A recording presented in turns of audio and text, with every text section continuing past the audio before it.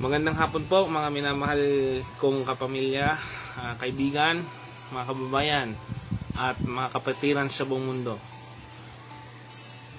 Halina't samahan muli po ako sa pag-aaral ng mga banal sa salita ng Panginoon Diyos. Ng iba kundi ang Biblia, kung saan dito po nakasandal, dito po tayo nakabase ng pananampalatayang Kristiyano. Bago po lahat, atin pong awitan ng Panginoon ng isang munting awitin. Hanap po tayo ng Hillsong po, Through It All. Sabayan niyo po ako sa pag-awit sa Panginoon ngayong hapon. Ngayon po ay October 11, 2025, alas 2 ng hapon. Pupurihin natin at luluwalhatiin ng Panginoon.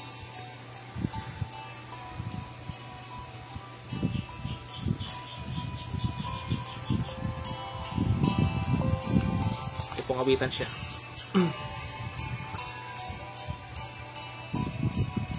Through It All, Hillsong by Hillsong. You are forever in my life.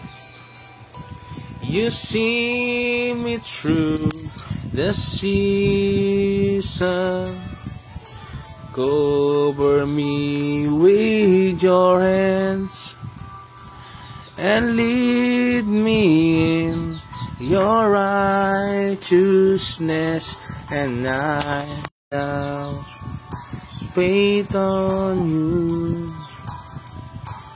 I'll sing to you, Lord, a hymn of love for your faithfulness to me. I'm carried in everlasting arms. You'll never let me go through it all.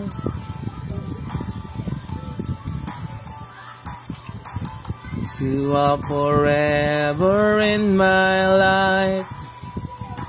You see me through the seasons. Cover me with your hand and lead me in your righteousness, and I look to you, and I wait on you. I'll sing to you, Lord, a hymn of love for your faithfulness to me. And I'm carried in everlasting arms. You'll never let me go. Sing to you, Lord, a hymn of love for your faithfulness to me. I'm carried in everlasting arms. You'll never let me go through it all.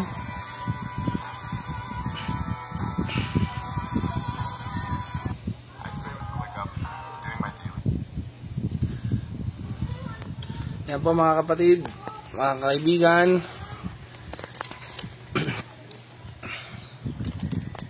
I-set up ko lang po yung maayos yung ano po.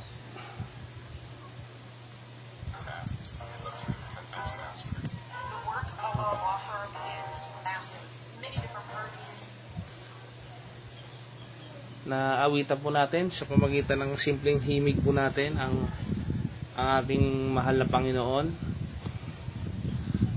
Bago po ang lahat,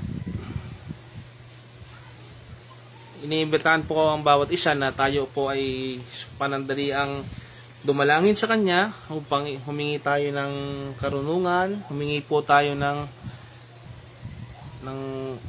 ng wisdom sa Panginoon, sapagkat sa Kanya po nanggagaling ang lahat ng karunungan. Sa Kanya po nanggagaling ang buhay natin. Ating pong kausapin, ating pong panalanginan ang ating mahal na Panginoon. Tagatagpuin po natin siya sa ating mga puso at isipan. Tayo po ay manalangin.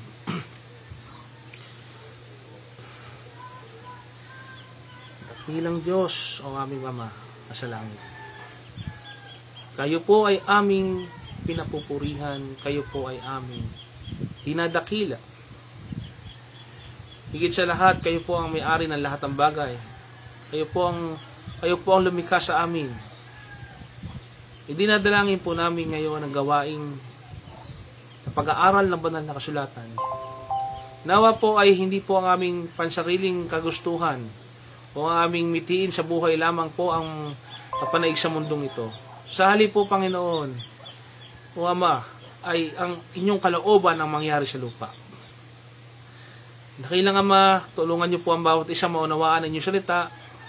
Samahan niyo po kami upang sa gayon po ay hindi po kami maligaw ng landas. Idinadalangin ko po ang bawat manonood kung saan man silang dako ng mundo, kung saan man silang panig na naaabot ng live na ito. Tulungan niyo po sila na maunawaan sa pamagitan ng inyong banal na espiritu. Katagpuin niyo po ang kanilang mga pangangailangan. Katagpuin niyo po ang kanilang hinahangad sa buhay.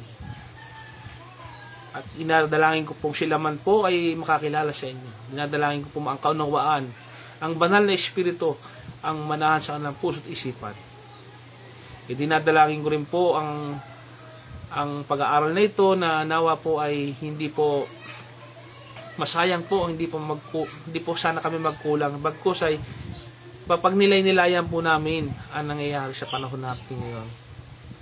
Sa panahon namin na kung saan naghahanap ng sagot ang mga tao, naghahanap ng Panginoong Diyos ang mga tao. Ipakilala niyo po ang inyong sarili sa kanila habang hindi pa hudyal na. Gamitin niyo lamang po ako bilang inyong lingkod. Gamitin niyo lamang po ako bilang inyong daluyan ng inyong pagpapala. Nawa po ang bawat isa sa amin ay makaunawa. Maging ako po ay makaunawa ng inyong aral. Ito po ang aming samot panalangin na may pagtitiwala. Sa tanging ngalan ni Jesus. Amen. At amen.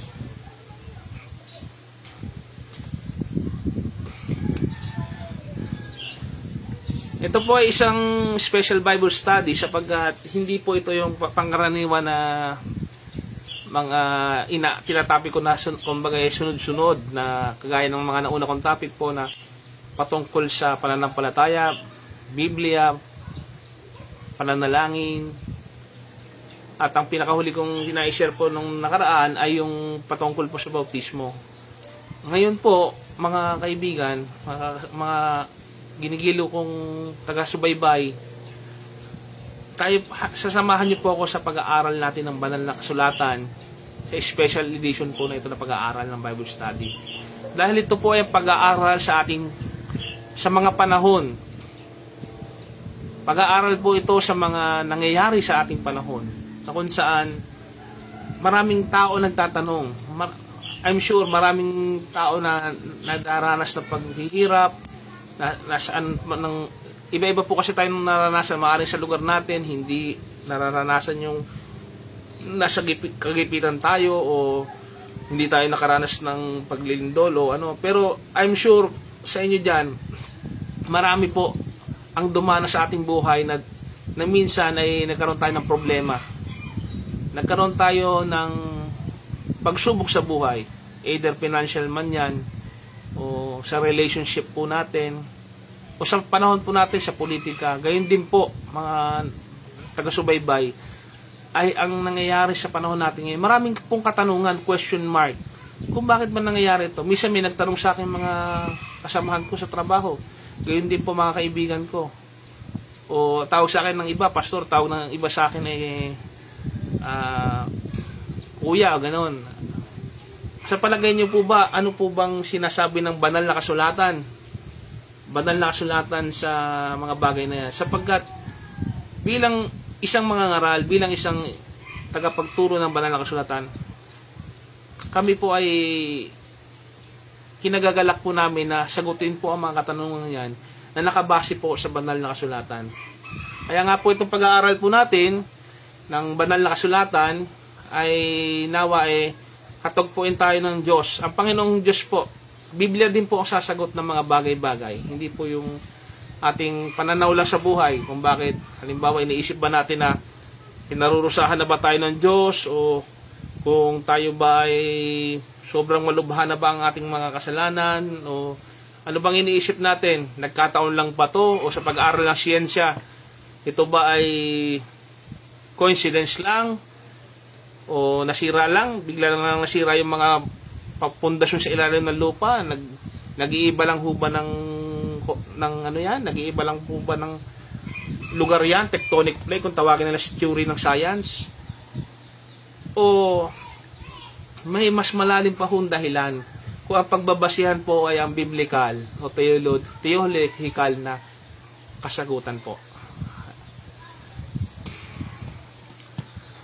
Pag-aaralan po natin to sa banal na kasulatan na mapapansin natin sa panahon natin ngayon, marami na pong tao ang walang interest o nagkukulang na.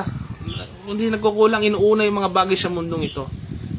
Hindi nila naiisip yung kahalagahan ng may pagkakilala sa Panginoong Diyos. Hindi nga mabuklat po ang banal na Biblia. Kumbaga, ang sa panahon natin ngayon, nasa una po yung gadgets, cellphone, yun po ang usually. Kaya nga po nakaka-broadcast sa inyo kasi nandiyan kayo sa internet. I mean, nakakapanood kayo sa akin dahil po sa tulong din po ng teknolohiya. Bagamat kailangan natin po maging balanse. Balanse po tayo. Siyempre, kailangan ay hindi po nawawala sa atin yung pananampalataya sa ating Panginoon Diyos.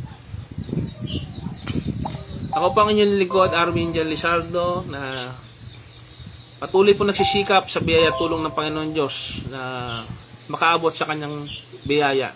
Na kung napapansin po natin, pag na may mga ganitong pangaral nga, minsan lolokohin ka pa, biburuin ka pa. Sabihin na, ano ba yan, nag-aaral ka ng Bible o ano. Parang tingin sa'yo mahina ng iba. Pero alam niyo po ba na doon nga nagagalak ang Panginoong Diyos, doon sa mga taong nagpapakumbaba sa Kanya, doon sa mga taong handang makinig, sa mga makakasalanan, doon sa mga taong tinatanggap nila sa kanilang sarili na mahina sila at handang magpatulong sa Panginoong Diyos. Sapagkat kung dumating na ang kapahamakan, yung nabibingid na ba yung buhay natin, na tila ba masasawi na tayo, tila ba wala tayong makakapitan. Sino ba nakaranas dito yung binaha na po? Ayun, yung mga binaha, yung dumaranas ng nasunugan. Sabi nga, manakawan ka na raw, huwag ka lang masunugan. Ayun, may kasabihan ganun po. Kasi nga po, mas grabe po yung karanasan ng mga taong nasunugan kasi wala na pong natira doon. O yung mga taong binaha, talagang hindi na importante yung ibang bagay, basta buhay niya, masalba niya. O sa panahon na, sa pag-aaral po natin, napaka-importante po itong pag-aaral na ito dahil nakasalalay po dito, walang iba kundi ang ating nag-iisang kaluluwa. Sabi ng Panginoong Hesus, makantan man ng tao ang lahat ng bagay sa sanglibutan, papasa kanya man lahat ng bagay, sabi ng banal na kasulatan, kung ang nag-iisa niyang kaluluwa ay mapahamak, anong mapapala ng tao?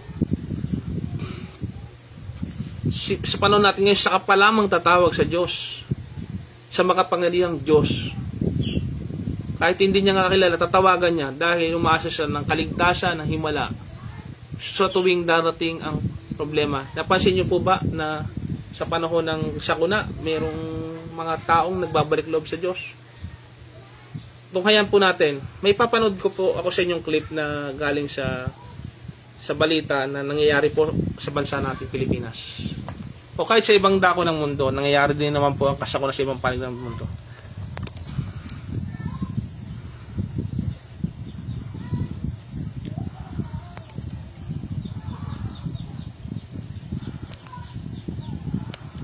Sunod-sunod ng yanig ng lindol ang Luzon, Visayas at Mindanao. Sa loob lang yan ang higit isang linggo. Unang napuruhan na ang Cebu ng magnitude 6.9 na lindol noong September 30. 74 ang namatay doon. Hanggang ngayon, nakakaramdam pa ng aftershocks sa lugar. Hapon lang, magnitude 4.4 naman ang yumaling sa La Union. Naramdaman din yan hanggang Baguio City umaga lang, may mas malakas pang pagyanig.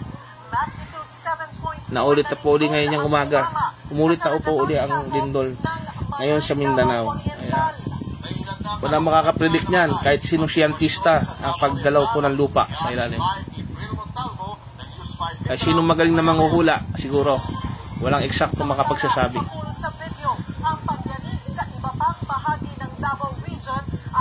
Yan po nangyayari sa panahong kasalukuyan. Sa frontline sa balita, si Bril Montalvo ng News 5 Mindanao. Biglang bumagsak ang harapang bahagi ng mall na yan sa Butuan City sa tindinong pagyanig sa lugar. Ang mga naglalakad, napatakbo palayo habang nag-iiyawan. Ang ibang mga empleyado ng mall, nag-iiyak sa takot habang nakatingin sa gumuhong bahagi ng gusali. Bigla namang napahinto at kanya-kanyang kapit ang mga residente. Sa News 5 po yung clip na yan. Meron din po sa GMA7, gayon din po sa ABS-CBN. Nababalita din po sa ibang panig ng mundo ang nangyayari po sa bansa natin. Yan po sa eskwelahan. Sa Davao City naman, pinalot ng takot ang isang universidad matapos silang bulabugin ng malakas na pagyanig. Unti-unting nabakbak ang kisame, kaya ginamit na ng mga estudyante ang kanilang mga upuan bilang pananggalang sa kanilang mga ulong. Guys!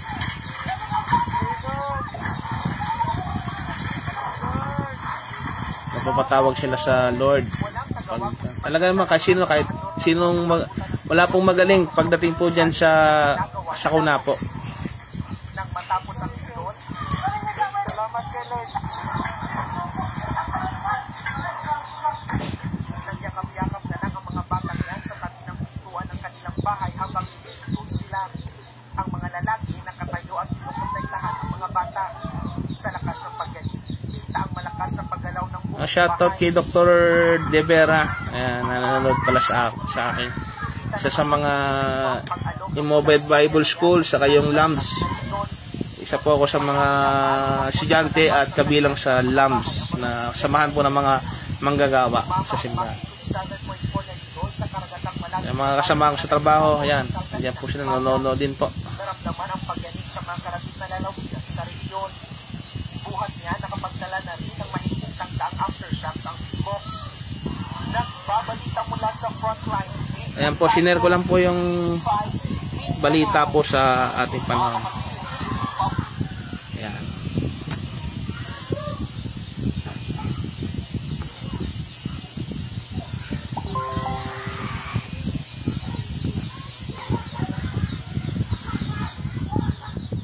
Sabi na ang banal na kasulatan.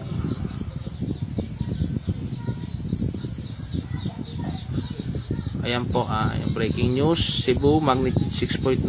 Baguio, 4.8 magnitude. Davao, 7.6. At still po, may gumagalaw pa rin po yung... Actually, ang talagang sa Pilipinas po talaga, may mga paglindol po talaga araw-araw. Kaya nga lang po, yung magnitude po ang pinag-uusapan. Ito po yung ramdam na ramdam po talaga yung pagyanig ng lupa. Ayan po, halos tinamaan po lahat ng bahagi ng pulo ng mga Pilipinas mula Luzon, Visayas at Mindanao. Ayan, na-share ko lang po para sa ating pag-aaral po. Ayan.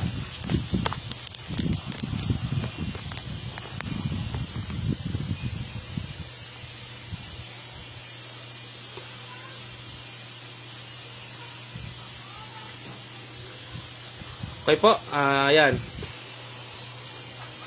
Maraming pong salamat sa inyong paghihintay. Okay. Ngayon, ipapaliwanag po natin yung sa pag-aaral natin ngayon patungkol sa ano bang kinalaman ng lindol natin sa panahon ngayon. O may tanong po talaga dyan na gusto ko rin sagutin kasi may mga Kristiyano rin na kapwa ko Kristiyano nagtatanong, bakit daw po yung sa panahon natin ngayon, why earthquakes happen even we are in the dispensation of grace, o tinatawag na dispensasyon ng biyaya. Yan. usapan po natin. Pinag-aaralan po kasi natin yung panahon ngayon, yung current events, yan, pinag-aaralan po natin. Don't get me wrong, kasi kayo naman lahat sa mga nag-aaral na kapwa ko mag-aaral ng Biblia, lahat naman po tayo ay nagpatuloy pa rin po sa pag-aaral at patuloy pa rin po kasi pagsasaliksik ng banal na kasulatan. At nawa yung mga naobserbahan natin sa pag-aaral ay talagang nag-improve po tayo sa learning po, no?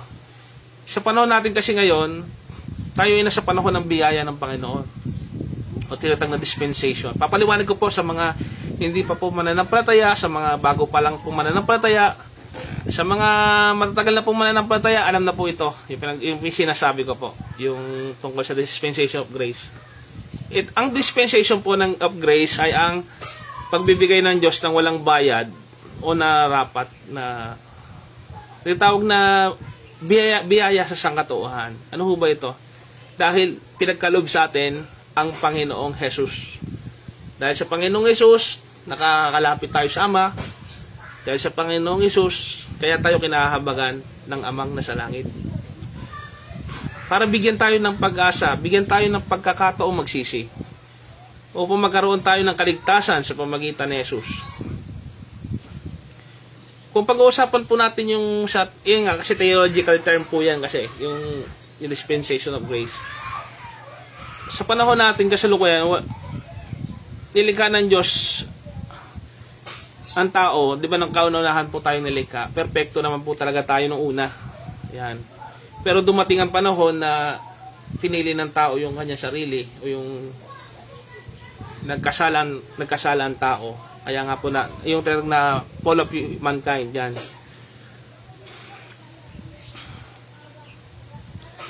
Ang pinapakita po natin sa panahon natin ngayon ay ang awa at ang pagmamahal ng Diyos sa atin. Sa lahat po hindi lang po sa isang uri na sa ng alam ng iba na ang Israel.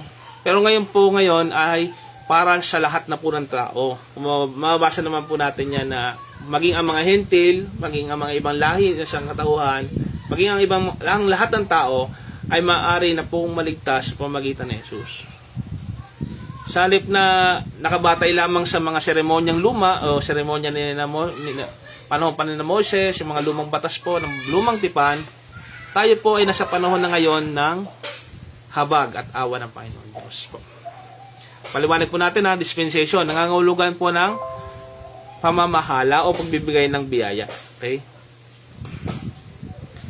Ito po ang nasa sa mga Kristiyano po, sa mga nag-aaral po ng banal na kasulatan, ito po sa kasalukuyan ay yung naranasan nating biyaya ng Panginoon. Hinihintay po natin na darating ang Panginoong Hesus.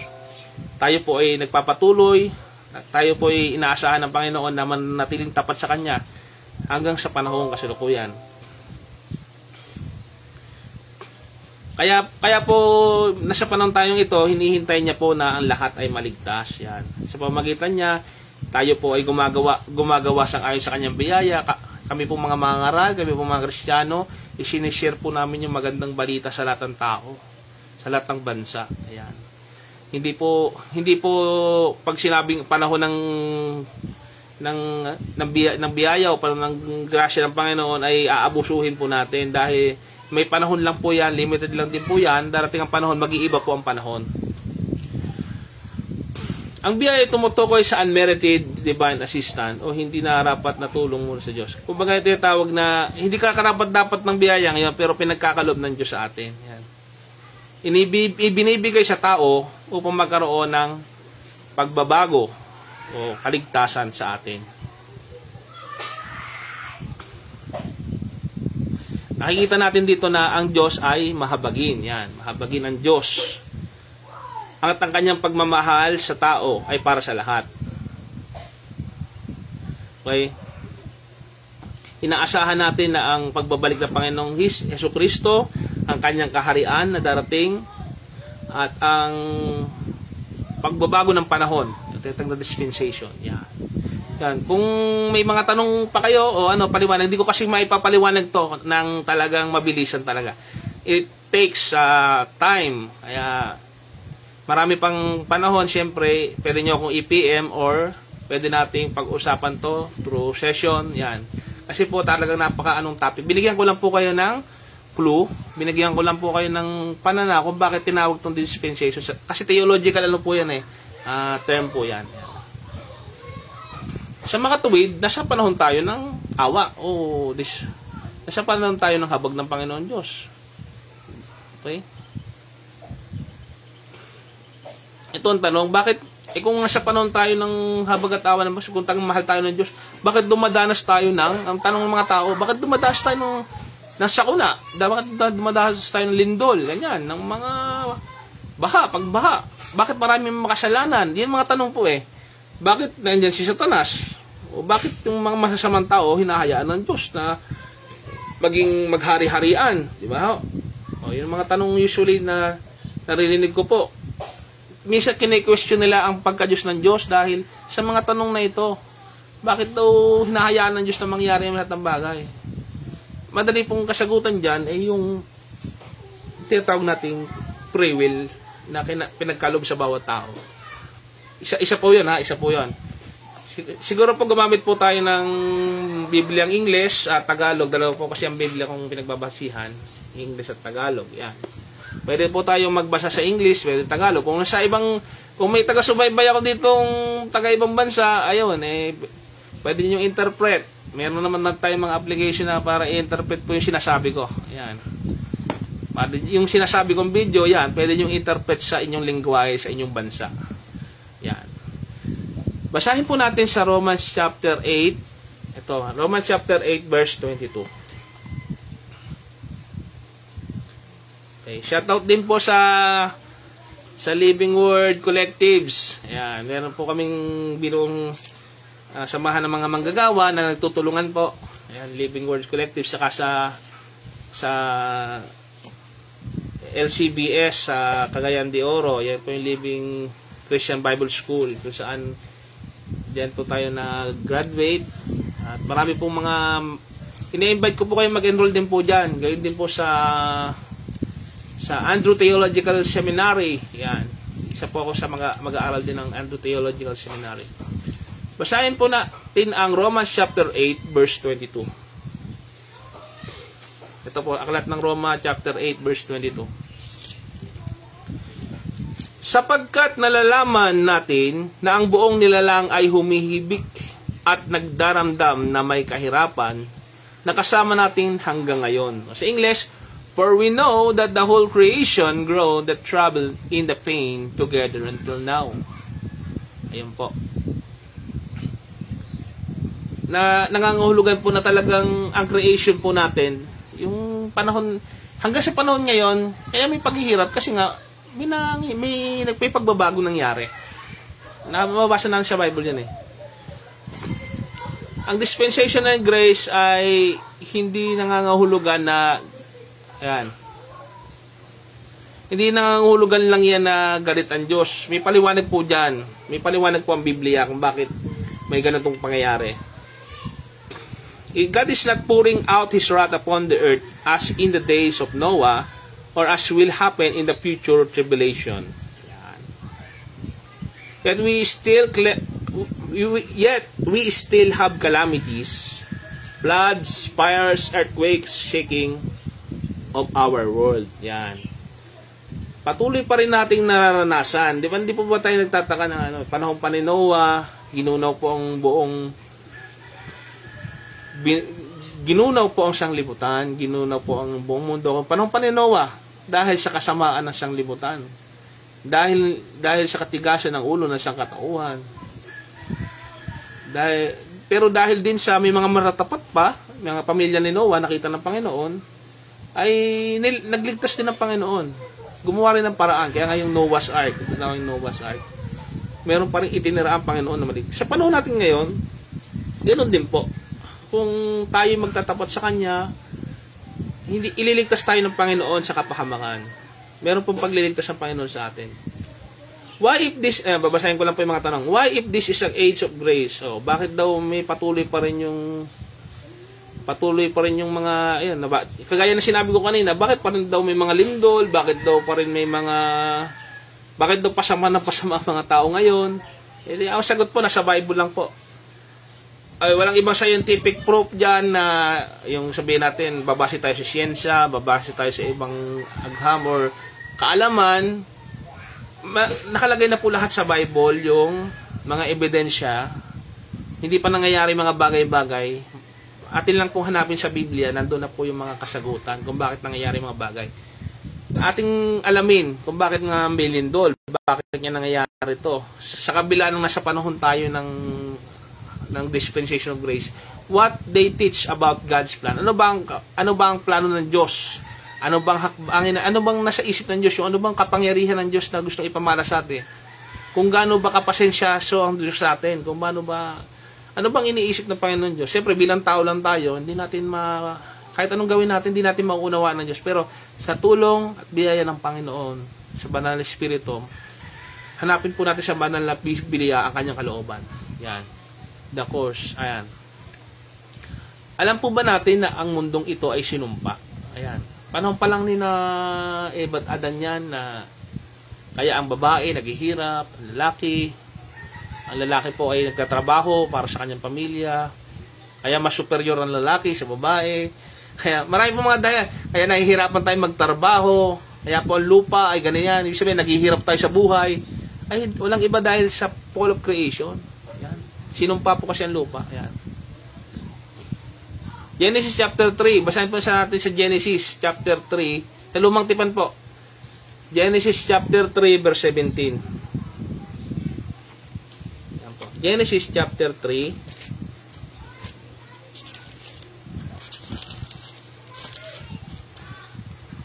Ayan, 3:17 to 18. At kay Adam ay sinabi, sapagkat iyong dininig ang tinig ng iyong asawa, ay kumain ka ng bunga ng punong kahoy na aking inuutos sa iyo. Na sinabi, huwag kang kakain na yaon. Sumpain ang lupa dahil sa iyo. Kakain ka sa kanya sa pamagitan ng iyong pagpapagal sa lahat ng mga araw ng iyong buhay. Verse 18. Ang sisibol niyaon sa iyo ay ang tinik at mga dawag, at kakain ka ng pananim sa parang. Ayan, nabasa po natin yung sumpa sa lupa. Ayan. Mabasa natin yung the fall of man. Oh. Yung kanina nabasa po natin, kinurse po yung ground. Isinumpa po ang lupa. Kaya po tayo naghihirap, kaya po tayo sa araw-araw, kumakayod. Ayun. Pero nung una, hindi naman ganoon ng tao, hindi dapat mahirapan ng tao nung una. Ayan. Basahin natin yung Romans chapter 5 verse 12. Ito, sabayan niyo po ko sa bagong tipan. Romans chapter 5 verse 12. Kaya kung paano nasa kapamamagitan ng isang tao ay pumasok ang kasalanan sa sanglibutan at ang kamatayan sa pamamagitan ng kasalanan, at sa ganito'y ang kamatayan ay naranasan ng lahat ng mga tao sapagkat ang lahat ay nangagkasala. O sino ba dito magsasabi? Hindi ako nagkasala o perfecto ako, pwede akong sabihin Mr. Perfect. Ayun, may joke nga dyan eh.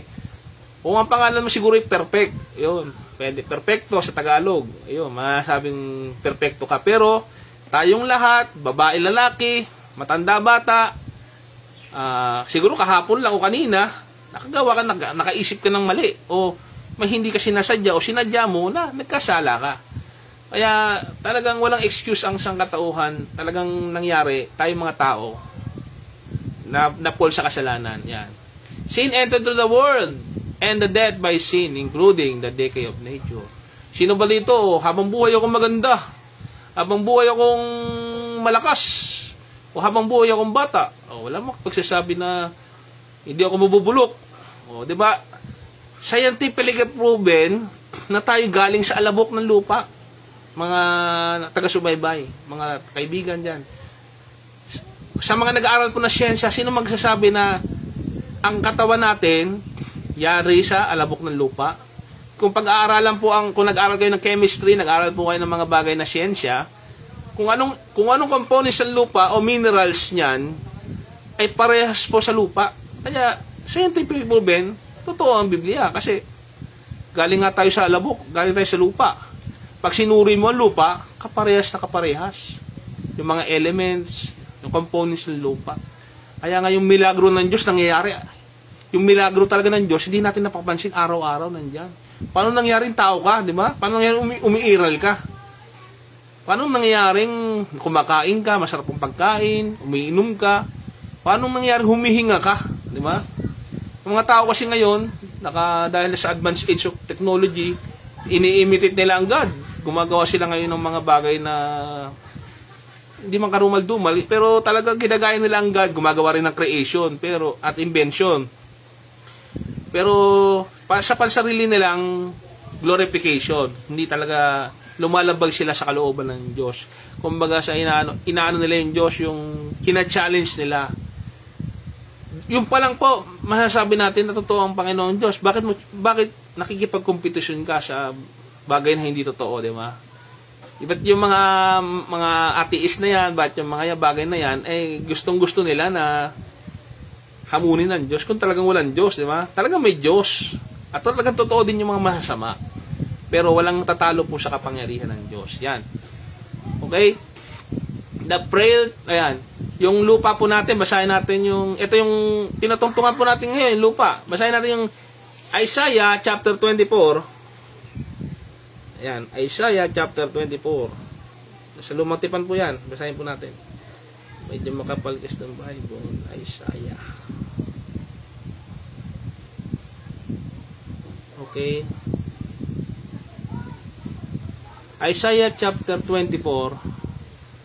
Okay. Verse 19 to 20. Okay. Basahin po natin sa Bible. 24, verse 19 to 20. Sa mga gifted, yan, yung iba nakaka-memorize ng Bible, pero hope na memorize natin itong Bible. Mag-memorize po tayo ng kasi di po natin masasabi yung panahon na ipi-pace out po itong Bible, kasi darating po yung panahon na talagang ayaw nila sa katotohanan. Yan, darating po yung panahon na pag-uusig sa mga mananampalataya. 19 to 20. Basahin po natin. Ang lupa ay nag-ibang lubos. Ang lupa ay lubos na nasira. Ang lupa ay nakilos ng diwa kawasa. Verse 20. Ang lupa ay gigiray-giray na parang lango at mauuga na parang dampa. At ang kanyang pagsalangsang ay magiging mabigat na kanya at mabubuwal at hindi na mababangon. Yan. Kung unawain po natin, pwede nyo pong basahin sa Magandang Balita Biblia. Ang preferably ko po kasi basahin ay ang Biblia, kasi talagang yung original, medyo malapit-lapit po talaga ito sa yung Tagalog niya talaga. Maiintindihan ko po talaga. Pero sa mga mababaw na salin, pwede po natin basahin sa Mabuting Balita Biblia. Okay? The earth is utterly broken down. Yan. Sa madaling salita sa English. It is moved exceedingly. Patuloy na kumikilos. Di ba tama po ang Biblia? Tama po ang Biblia sa sinasabi rin na siyensya na patuloy na gumagalaw ang lupa hanggang sa panahon natin ngayon. Gumagalaw naman talaga. Di ba? Talagang sasabihin natin na ang Biblia totoo, scientifically proven din na talagang may lindol naman talaga. Gumagalaw naman talaga lupa hanggang sa panahon. Hanggang ngayon. Di ba? The futility of creation. Romans chapter 8 verse 20. Romans chapter 8. Basahin natin sa chapter 8 verse 20. Sapagkat ang buong nilalang ay nasakop ng kawalang kabuluhan, hindi na sa kanyang kalooban, kundi dahil doon sa sumakop sa kanya sa pag-asa. Yan. The creation was made subject to vanity, unable to fulfill the original perfection. Kaya na sabi ko po, ang sangkatuuhan, hindi perpekto. Ang mundo, hindi perpekto. Kaya, kung maghahap kayo ng pag-asa sa mundo, perpektong asawa, perpektong tao, perpektong mundo, saan ka man, pumunta ka man sa abroad, pumunta ka man sa Pinas, talagang may makikita kang mali. Kasi nga, hindi nga tayo perpekto. Dahil, yung original na ginawa na beautiful, yung magandang ginawa ng Diyos ay naging imperfect nga dahil sa kasalanan. In this present age, God allows the natural consequences of sin. Natural consequence. Pag may ginawa kong masama, may ginawa kang kasalanan, natural po, iiral po yung batas ng Diyos. Babalik po sa atin yung ginawa nating masama. Magbubunga po ng masama ang ginawa natin masama. At kung mabuti naman, mabuti rin ang ating aanihin. Kung puot din ang puot ng Diyos sa maramdaman natin. Pero ito sa panahon natin ngayon, since we are in the grace of God, yun ay paalaala lang kung makakaranas man tayo. Kaya hinahayaan ng Diyos na magdusa po tayo pag may ginawa tayong mali ay dahil para makita natin na ang Diyos ay makatwiran, na ang Diyos ay nagagalit din. Nag-remind na tayo dapat ay magsisi. Yung tinatawag po nating redemption sa sangkatauhan. Kailangan magbalik loob po ang lahat ng tao sa Diyos.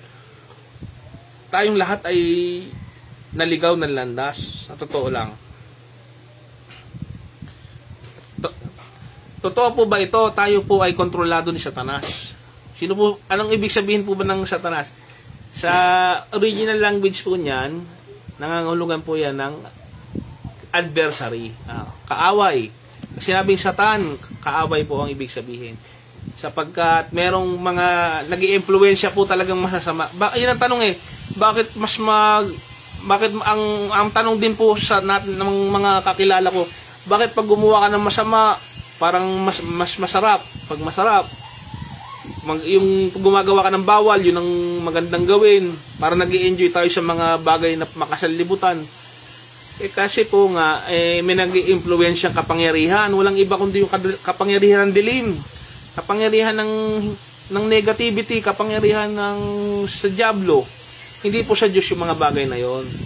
Binibigyan niya lang ng pansamantalang halina o pag dinideception tayo. Walang pinagkaiba yan kay Eve nung panahon sa Garden of Eden na pinagmukha niyang masarap na pagkain talagang ipiniliwanag niya. Gumamit pa nga siya ng Word of God din na sinabi niya, totoo mong sinabi ng Diyos. Yun. Mapapansin po natin doon yung deception. Kaya yung kasalanan, tila ba kahali-halina. May kapangyarihan po kasi yung kinokontrol tayo ng masasamang impluwensya na yan nga. We are controlled by Satan. 2 Corinthians chapter 2. Basahin po natin ang Bible. 2 Corinthians chapter 4 verse 4. 2 Corinthians chapter 4 verse 4.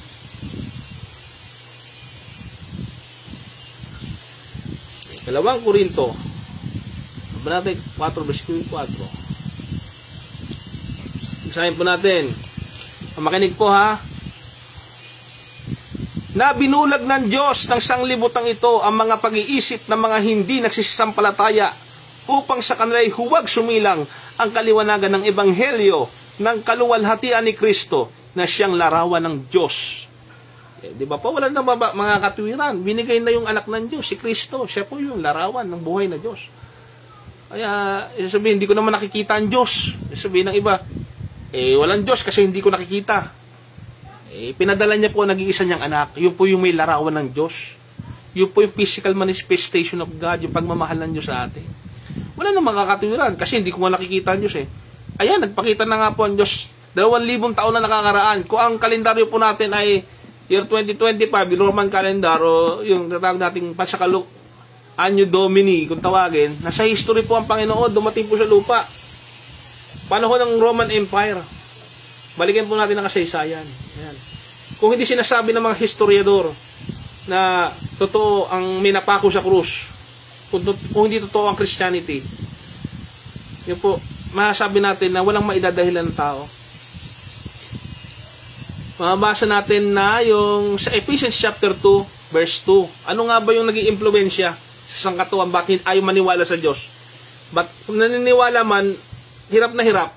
Ephesians chapter 2, verse 2. Basahin po natin. Hirap na hirap mamuhay sa paraan ng Diyos. Gawa nga meron po tayong Pero sa tulong na biyaya ng Diyos, magagawa po natin to. 2 verse 2. Na inyong nilakaran noong una ayon sa lakad ng sanglibutan, ito, ayon sa pangulo ng mga kapangyarihan ng hangin, ng Espiritu na ngayon ay gumagawa sa mga anak ng pagsuway. Yan po. Kung may kapangyarihan ng Panginoon, may kapangyarihan din po ang dilim. Yan po yung mga naghahari sa mga taong wala pong pagkakilala sa Diyos. Ginagawa po nilang gusto nila. Ginagawa po nila yung mga bagay na hindi kalooban ng Diyos. Satan rules atmosphere and manipulates system of the fallen world. Kung bakit yung sistema ng lipunan, bakit talagang talamak ang korupsyon, talapang kasamaan, dahil may nag-i-impluwensya po sa mga tao.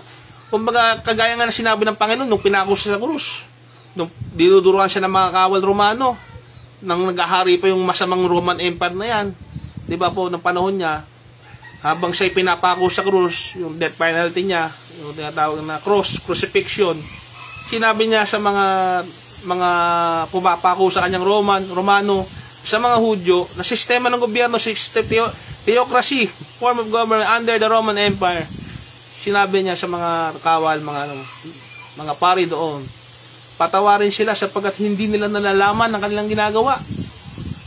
Sapagkat may nag-i-impluwensya kung hindi nakikita mga bagay, yan po yung kaharian ng kadiliman, kaharian ng kasalanan. Yung kapangyarihan ng kasalanan ang kumokontrol po sa kanila. John chapter 10 verse 10, the purpose of destruction. Basahin po natin sa 1 Kabanatay 10, versikulo 10.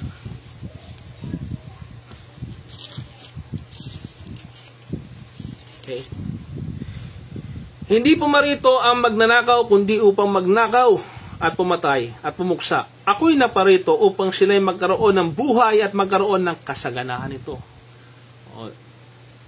Yung magnanakaw, dumating, walang iba kundi yung kalaban natin, si Satanas, para tayo ay sirain. Hindi sabihin mo, kaibigan ko si Satanas at mag-i-enjoy ako. Hindi po katotohanan yon, sapagkat siya'y makasarili, sapagkat siya'y gusto niya lang ay gamitin tayo. Hindi po tunay na kaibigan ang magiging masamang tao tayo, hindi po yun ang sinasabing matalino ka dahil maging masama ka. Hindi po yun.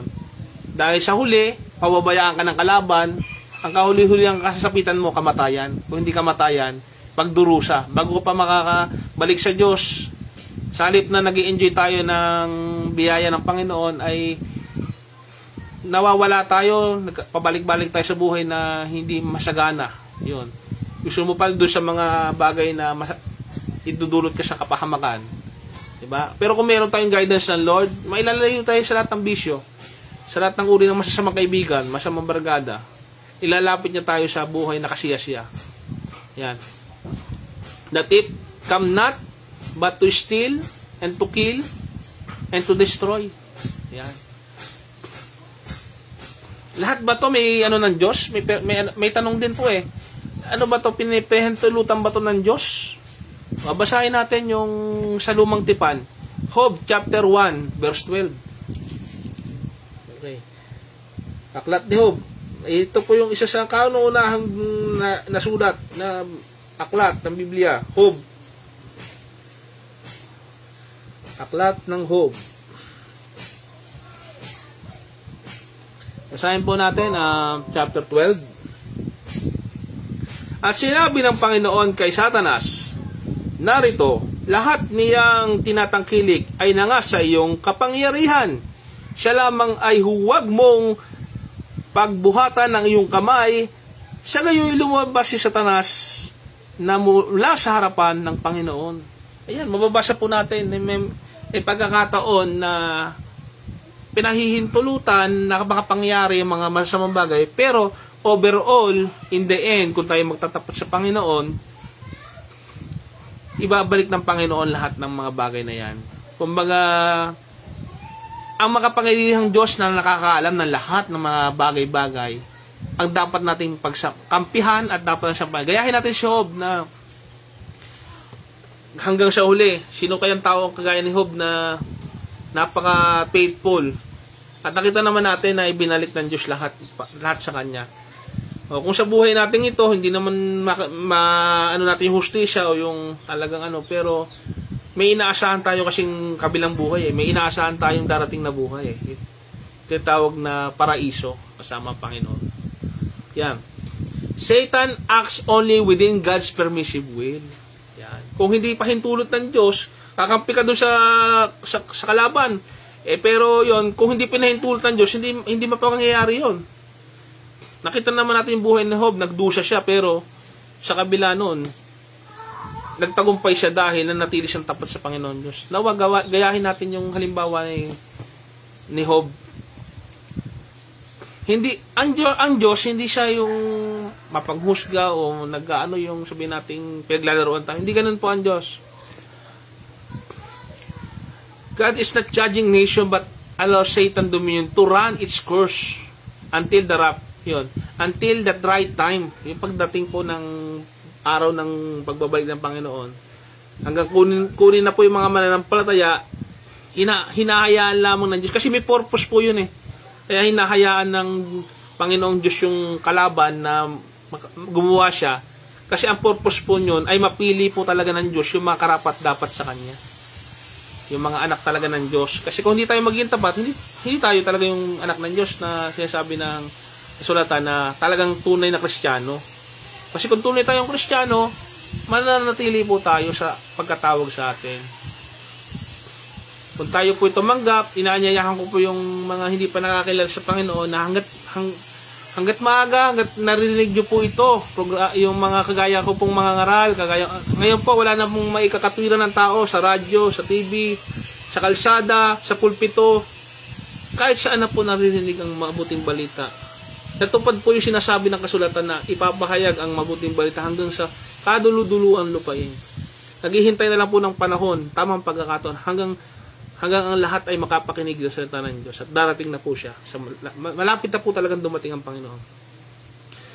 Basahin po natin sa ano po bang tayong mga nilikha ng Diyos, ano po bang sinasabi sa atin? Romans chapter 8 verse 22. The whole creation, ayan, sa Romans 8 verse 22.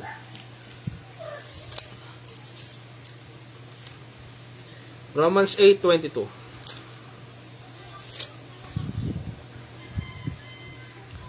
Sapagkat nalalaman natin na ang buong nilalang ay humihikbik at nagdaramdam na may kahirapan na kasama natin hanggang ngayon.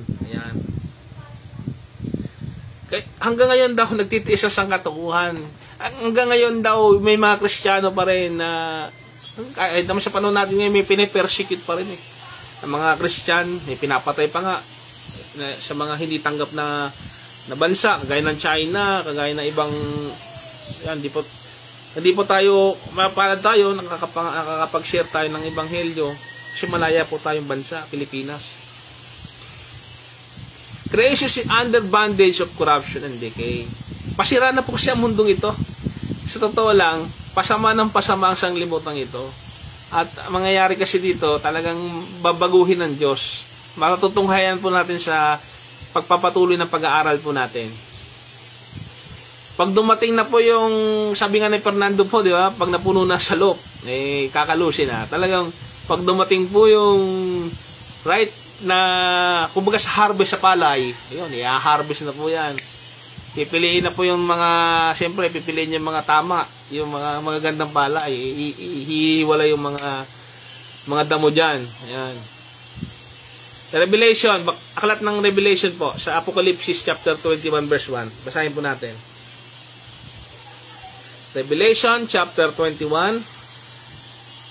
Sa English, pwedeng basahin sa English. Opo, sa English po natin, 21 verse 1. Sa Tagalog na lang po pala. At nakita ko ang isang bagong langit at isang bagong lupa, sapagkat ang unang langit at ang unang lupa ay naparam at ang dagat ay wala na. Ayun po sa Tagalog. Basahin natin sa English version. Ano ba to? Good News Bible. Revelation 21 verse 1.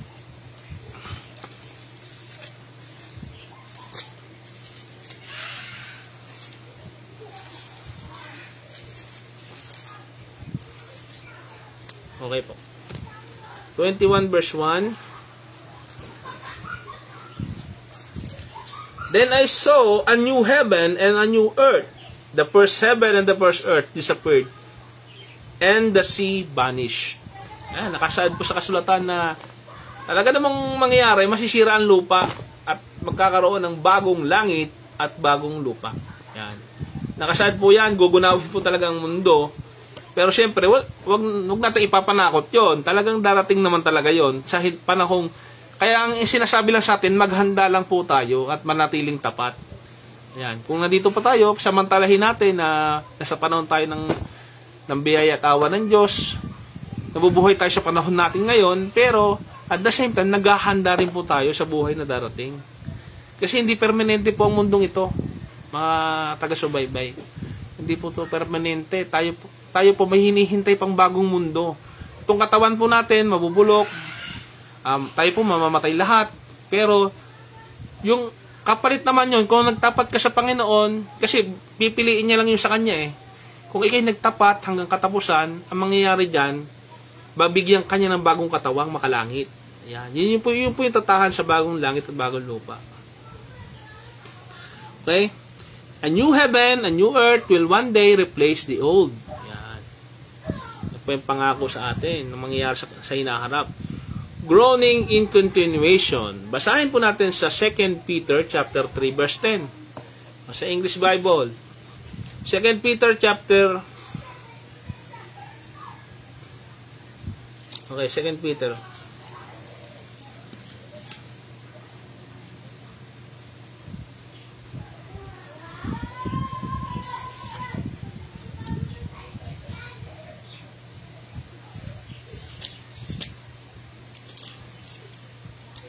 Sa Tagalog na lang. Medyo mabilis sa Tagalog ako maghanap eh. 2 Peter chapter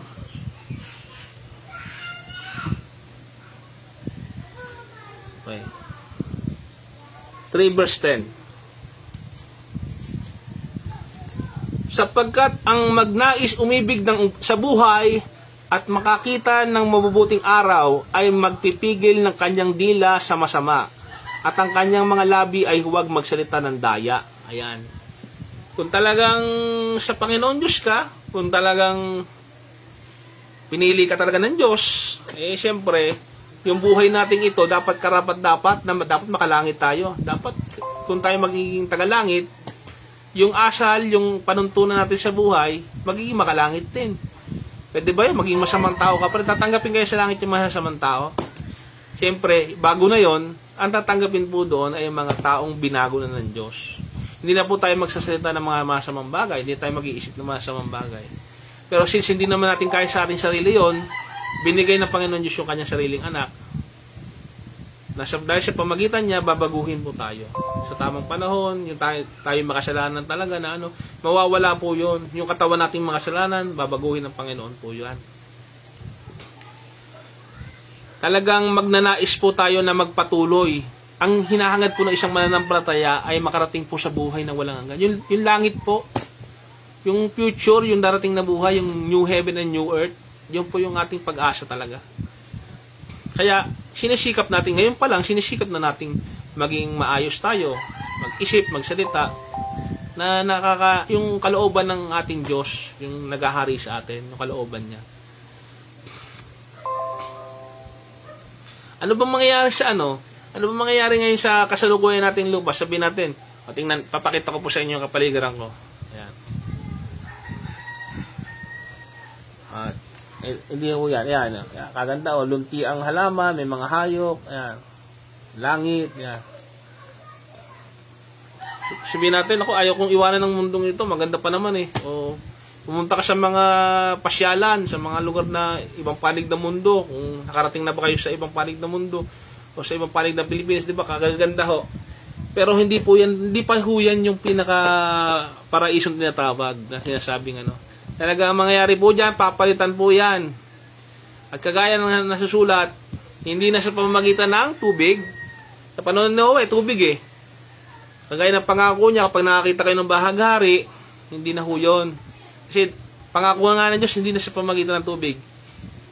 Ito po ang, sa mga makapakinig, kung mababasa natin sa Book of Revelation, sa pamamagitan na po ng apoy. Hindi ba mas masakit yata kamatayan nyo kung apoy? Diba? Kaya tayo laging mananalangin na wag sana nating abutin yung panahon na yung punishment ng God sa earth, babaguhin yung earth, yung apoy. talagang tayo umaasa na dating ang panahon, ililigtas tayo ng Panginoon, kukunin tayo ng Lord. Nasa panahon tayo na kung saan, diretso na tayo dun sa panahon na naranasan na lang natin yung biyaya ng Panginoon at hanggang kasama natin pa. Pero pag abutin pa natin yan, yung judgment na yan, talagang ano yan, hindi natin may isip na mangyayari yan, yung gugunawin yung mundo. Yan. Pero wag tayong matakot kung may pananampalataya po tayo. Dispensational view yan. Yung pagbabago ng panahon, darating kasi pagbabago ng panahon, new heaven, new earth. Okay, ito. Earthquakes are the groans of creation awaiting for redemption of all things. Kaya may mga paglindol, kaya po may mga earthquake na ganyan na sa ibang panig ng mundo, hindi lang sa Pilipinas lang naman yan, mas grabe pa nga minsan sa ibang bansa, ay mapalad pa nga ang Pilipinas at talagang hindi tumatama yung sa lupa, yung talagang malalakas na sobrang lalakas. Kaya po may mga ganyan, kasi nga po, kung iba namatay, condolence po sa mga kababayan natin na namatayan. Yan. Talagang hindi naman na natin nais na mangyari yon. Talagang ang Diyos lang po ang nakakaalam. Ang kinakailangan po natin tumulong sa kanila, panalangin sila. Yun ang mga gawa po natin. Saka ipangaral po natin yung katotohanan sa Biblia. Kaya po may mga ganyan, ay paalaala po sa atin, ay paalaala na hindi permanente ang mundong ito. Na mayroong pagliligtas, na babalik ang Kristo, babalik sa second coming. Yung first coming po, dumating siya bilang tagapagligtas Panginoon. Susunod po bilang hari. Darating po siya bilang hari. Maghahari po kasi siya dito sa lupa. Ayan. Mapag-aralan po natin yung mga, yung sa kasalanan. Romans 6 verse 23, alam naman po natin, for the wages of sin is death. Yung, kung may ginawa tayong masama, labag sa kalooban ng Diyos, wala yung komunikasyon natin sa Diyos. Yung nahihiya na tayo sa Diyos kasi may kasalanan tayo. Pero kung wag nating panatiliin na ganun tayo, magsisipo tayo, humingi po na tayo ng tawad. Sabi nga, for the wages of sin is death. Hindi ka nga namatay physical, pero yung relasyon mo sa Diyos, yung ugnayan mo namatay. Kagaya na nangyari kay Eva at nung araw. From perfect harmony to decay. Ayan. Nung araw, napaka-perfecto ng pagkalikha ng Diyos. Nangyari, di ba? Makasalanan ng tao, naninira ng kalikasan, nag-i-invention, di na nakontento sa sarili, nag-eksperimentuhan na gumagawa na ng human cloning, kung ano nang ginagawa sa ginawa tayong lalaki at babae ng Panginoon Diyos. Di ba ho? Hindi sana makinig tayo sa Panginoon Diyos, hindi sa ating sarili, sapagkat ang puso natin talaga madaya yan. Ang gusto ng laman, magkasala tayo, pero ang huli niyang kamatayan. Okay? The outcome of disobedience. Romans chapter 8 verse 20. Itong kahihinatnan, mga pagsubay. 8:20 ng Romans. Sapagkat ang buong nilalang ay nasakop ng kawalang kabuluhang hindi sa kanyang kalooban, kundi dahil doon sa sumakop sa kanya sa pag-asa. Yan. The earth lost its stability under man's sin. Yan. Dahil din sa ating kapabayaan, dahil din sa ating kasalanan, kaya tayo nagkakaroon ng hindi katiwasayan dito sa mundong ito. Tayo ba naman, yung inaabuso natin yung katawan natin. O minsan, yung ibang tao, inaabuso natin. Ganoon ang tao yung di na makontento, sinisira pati kalikasan, inuubos yung mga hayop, di ba? Pinakikialaman natin. Pero tayo, tinawag para hindi sirain ng kalikasan, kundi pangalagaan yan. Ang lahat ng bagay, lahat ng maging anumang material na bagay na nakikita natin, pinagkatiwala lang po sa atin ng Diyos. Para ingatan po, hindi para sirain. Di ba po? Kahit yung buhay ng mga tao na paligid sa atin, huwag natin sirain ang buhay ng ibang tao. Tulungan natin sila kung kaya natin tumulong. Yan. Panalangin natin sila, tumulong tayo kung kaya natin. The earth lost its stability under man's sin. Yan. The outcry for deliverance. Basahin natin yung 8:21. Na ang buong nilalang naman ay maging laya mula sa pagkaalipin ng kabulukan sa kalayaang maluwalhati ng mga anak ng Diyos. Tandaan po natin, lahat ng bagay sa mundo mawawala, mabubulok, masisira. Pero ang pag-asa natin, walang iba kundi sa Panginoong Hesukristo. Ang buong sanlibutan dapat nakaayon po. Hindi tayo dapat humiwalay sa gumawa sa atin. Sino po bang gumawa? Walang iba kundi ang anak ng Diyos, ang Panginoong Hesukristo. Siya lamang po dapat ang maging center ng pag-iisip po natin. Kasi siya po ang lumikha sa sanglibutan eh. Mababasa natin sa Book of John, siya ang berbo, ang katawang taong Diyos. Kung hiwalay tayo sa Kanya, wala tayong magagawa. Kung tayo mananatili sa anak ng Diyos, kay Kristo Jesus, maire-restore niya yung original. Kahit yung sasabihin natin na hintayin pa natin yung perfect na mababago lahat. Ngayon pa lang, ma-appreciate na natin yung langit, ma-appreciate natin yung buhay na walang hanggan. Kasi kasama na natin ang Panginoon. Pag naranasan po ng bawat tao po yan, makukontento po ang bawat tao at malalayo po tayo sa kasalanan. Kailangan lang makilala natin ang Panginoong Yesus sa buhay natin. Tayo ay nasa panahon ng biyaya ng Panginoon, sa panahon ng awa ng Panginoon. Yung mga physical judgment na tatawag ay patuloy po nating naranasan dahil nga po, kagaya na paliwanag ko po nung una, epekto po yan ng mga naunang pagsalangsang. Halimbawa po yung mga minsan nagkasala yung mga natin na kaya tayo ngayon, mga example lang po sa mababaw na kahulugan, kahit hindi ko na po banggitin muna ito nga sa ancient book natin, Bible. Kahit sa panahon natin ngayon, halimbawa, tayong lahat, hinahayaan natin corrupt, hinahayaan natin na ang mundo natin masama na lang. Uy, huwag tayong manita ng masama. Hayaan natin kumbaga sa kalsada, walang lisensya lahat. O walang ikulong, o walang anong masama, parusahang masama. O hayaan na natin na lahat ay maggawin ang gusto nila. Palagay ba natin yung susunod na henerasyon magiging mabuting kapaligiran ng pa rin mangyari? Siguro puro basura na, no? Siguro puro patayan na. Siguro puro immoralidad na mangyayari sa mundo. Wala akong nakitang bansa o barangay man lang o pamilya na nagtagumpay na magulo o hinahayaan yung karumihan sa na nagtagumpay.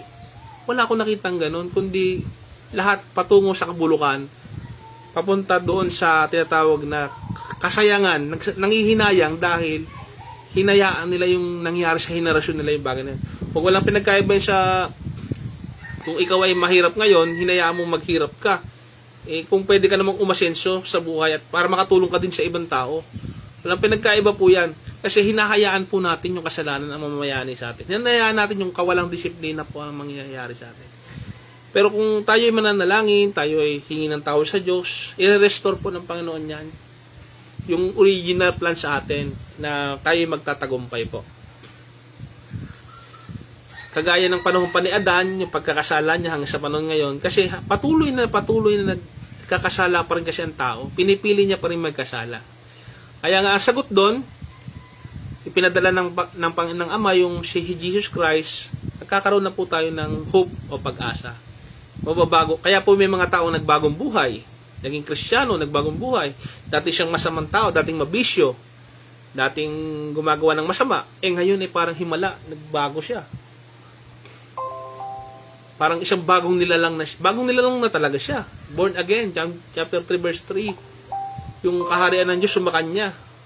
Ibig sabihin yung prinsipyo ng pagiging makalangit, yung original creation, mabait, mataas ang moral, ang tao marespeto, gumagawa ng tama, kumikilala sa Diyos na siyang makapangyarihan sa lahat, at sinasamba, kinikilala talaga at ginagalang ang lahat ng tao.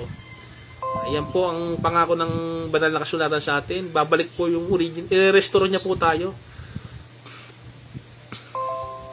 Dako naman po tayo sa mga prophecy. Hindi pa ako propeta kung don't be misled. Hindi pa ako nangangaral sa prophecy. At beware po sa mga false prophet, sa mga false teacher na nagtuturo po na kung saan tatakutin tayo para yung money matters, pero ang gusto nila. Tandaan po natin, the love of money is the root of all kind of evil. Hindi po yun ang pinaka-priority natin. Bagkus yan ay instrumento lamang po. Kailangan po ang pangunahin nating layunin ay ang pagharian tayo ng Panginoon Diyos. Yan.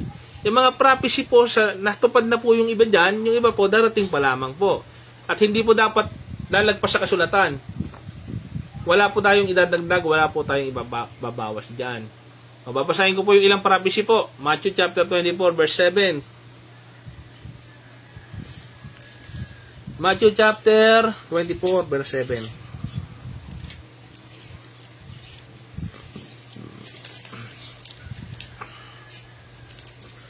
Sapagkat magsisitindig ang bansa laban sa bansa at ang kaharian laban sa kaharian.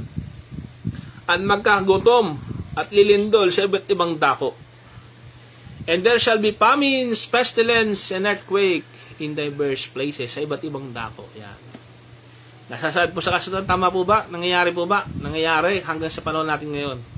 Giyera, yung peste, yung nakaraan, COVID, di ba?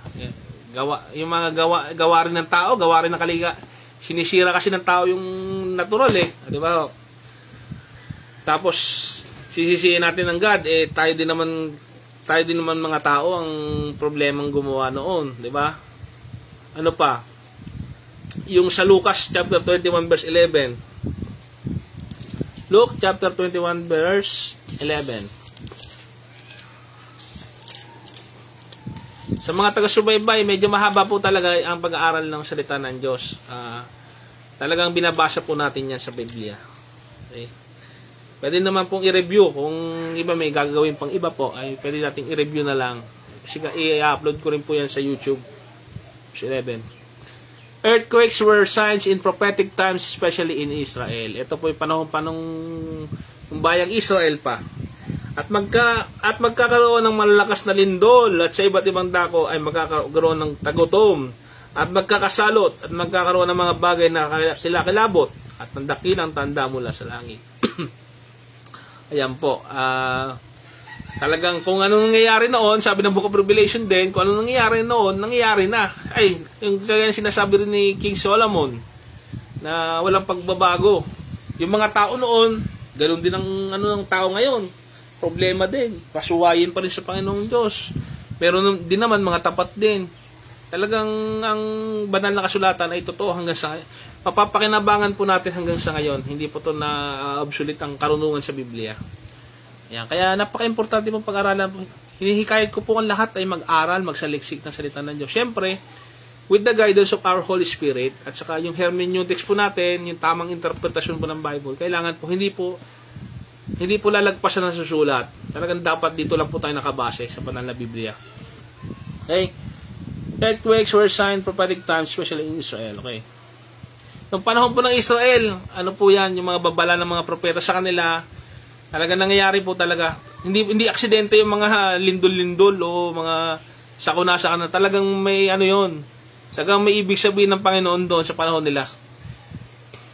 Ito naman sinasabi sa kasalukuyan nating panahon. Romans 11. Romans chapter 11 verse 25. Sapagkat hindi ko ibig, mga kapatid, na di ninyo malaman ang hiwagang ito. Baka kayo'y mga marunong sa inyong sariling mga haka na ang katigasan ng isang bahagi ay nangyari sa Israel hanggang sa pumasok ang kapunuan ng mga hentil. Ayan. Talagang may purpose ang God. Kung naging matigas man ang ulo ng Israel, mayroong blessings na nangyari. Nakakilala din naman po yung ibang nasyon. Talagang ang Diyos ay marunong sa lahat. Alam niya ang dapat mangyari. Talagang kahit tayong mga hindi Hudyo, o tinatawag na hindi raw tayo yung tinatawag na chosen nation noon, ay inampu ng Diyos, yung biyaya ng Diyos, talagang mapapaiyak tayo kung maintindihan natin na hindi tayo karapat-dapat Ampun na, kumbaga sa hindi tayo karapat-dapat, pero minahal tayo. O ganyan pong, siya nakaranas po ng na-broken heart, sabi yung hindi minahal ng magulang ko kung inampun ka, ganun po matindi pong damdamin doon na maintindihan po natin na hindi tayo karapat-dapat, pero minahal tayo ng Diyos. Yun po yun. Ang nangyari naman po sa mga unang pinili ng Diyos, nagmatigas o naging proud sa sarili. Wag mga Kristiyano, mga bago magiging Kristiyano, huwag po natin gagayahin na maging mapagmataas sa isa. Lagi po tayo maging mapagumbaba at lagi po tayong matakot sa Diyos. Lagi tayong pag gumawa tayo ng kasalanan, magsisi lang tayo, humingi tayo ng tawad sa Lord, babalik tayo sa Lord. Wala naman po talagang perfectong tao talaga. Pero dapat babalik po tayo sa Diyos. Dapat araw-araw nag-i-improve po tayo. Okay? Yung sa Revelation chapter 6 verse 12, at nakita ko na buksan niya ang ika-6 na tatak at nagkaroon ng malakas na lindol. At ang araw ay umitim na gaya ng isang magaspang na kayong buhok na maitim at ang buong buwan ay naging gaya ng dugo. Mapapansin po natin yung mga word na hindi naman po aksidenteng, may lindol talaga. Talaga may mga sinyales pag nakaranas na ng malakas na pagyanig. Sinasabi ng mga eksperto ganyan-ganyan. Pero kung tayo mananampalataya, ang basihan po natin pananampalataya, ang banal na Biblia. Sinasabing mayroong gustong ipahiwating ang Panginoon. Isang paalaala na hindi po tayo permanente sa mundong ito. Ang mundong ito ay masisira, papanaw. Tayong lahat ay papanaw. Kaya, anong pagmamalaki ng sangkatauhan natin? Wala tayong madadala sa mundong ito. Kaya, pag may kayong lindol, Lord, isipin natin, Lord, paalala nyo sa akin to na hindi pala permanente ang buhay. Lord, hindi pala permanente ang mundong ito. Paalaala lang po ng Lord yun, hindi galit ng Diyos na sinasabi ng iba na parusahan na talagang kung nagkakasalan tao, talagang may parusa din po yun. Pero, hindi po lahat sa lindol lang yon. Kumbaga, isang reminder po yun sa lahat na talagang alalahanin natin may Diyos na buhay. Yan po yun. Ano pa? Natutupad po ba lahat ng mga nasasabi sa Biblia? Natutupad po. Hanggang sa panahon natin ngayon, nangyayari pa rin hanggang ngayon. Yung paggalaw ng lupa, yung mga tao, nagpapalit man ng panahon, ganun pa rin ang tao. Kaya tayo, nakakaalam na ng katotohanan, narinig po natin ang mga pag-aaral na ito, nawa hindi po masayang po ang pag-aaral na ito. Nawa ay tumimo sa ating puso at isipan, mamunga, sa tulong at biyaya ng Panginoon, mamunga po. Sabi nga ng Genesis, be fruitful, then multiply. Mag-multiply po yung biyaya ng Diyos, yung mga fruits of the Holy Spirit, yung kabaitan. Sana dumami pa yung mga kagaya na mga taong sumasampalataya sa Diyos. Nawa kayo man din na mga hindi pa nananampalataya, kumikilala sa Diyos, manampalataya din tayo sa Panginoon. Yan.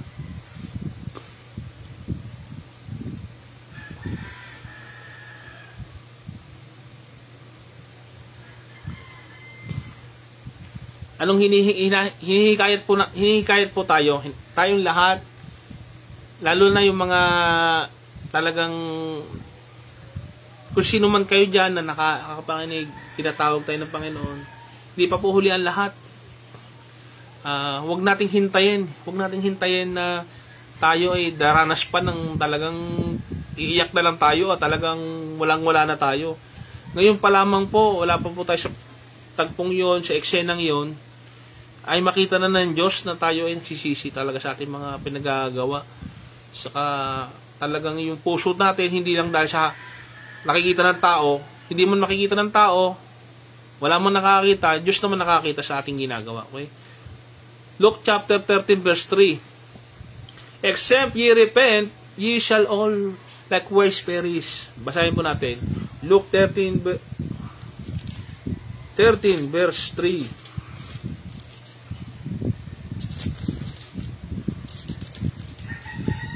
Sinabi ko sa inyo, hindi tatapat maliban kayo mga agsisisi, ay mga mamatay kayong lahat sa gayong ding paraan. Naintindihan po na sa wikang taga. Malibang tayo'y umiyak, magsisi, hindi lang basta umiyak at magsisi. Pagsisising gumagawa po, pagsisising katotohanan po sa buhay natin. Na hinihikbi natin sa Diyos, hindi po natin gusto ang ginagawa natin. At fully 360, mag-iibang tao na po tayo. Sinasabing, kung dating ganyang kamasamang tao, ngayon gagawa ka ngayon ng kabaligtaran, kabutihan ang gagawin po natin. Yung hinahanap ng Panginoon, totoong pagsisisi po ang hinahanap sa atin. Hindi yung sa bunganga lang po, hindi lang yung sa isipan lang. O ngayon lang, bukas hindi na, hindi po ganun yon. Yan po ay ang patuloy na pagbabagong loob sa Panginoon. Patuloy na nagpapatuloy tayo sa Panginoon. Hindi po ngayon lang ha, kundi patuloy na pagbabago. Kahit wala na po tayo hindi na po tayo nakasubaybay, patuloy pa rin po tayo. Ano po ba ang warning sa atin? Acts 17 verse 30. Ayan, nasa mga gawa ng apostol. Mga gawa ng apostol 17 verse 30.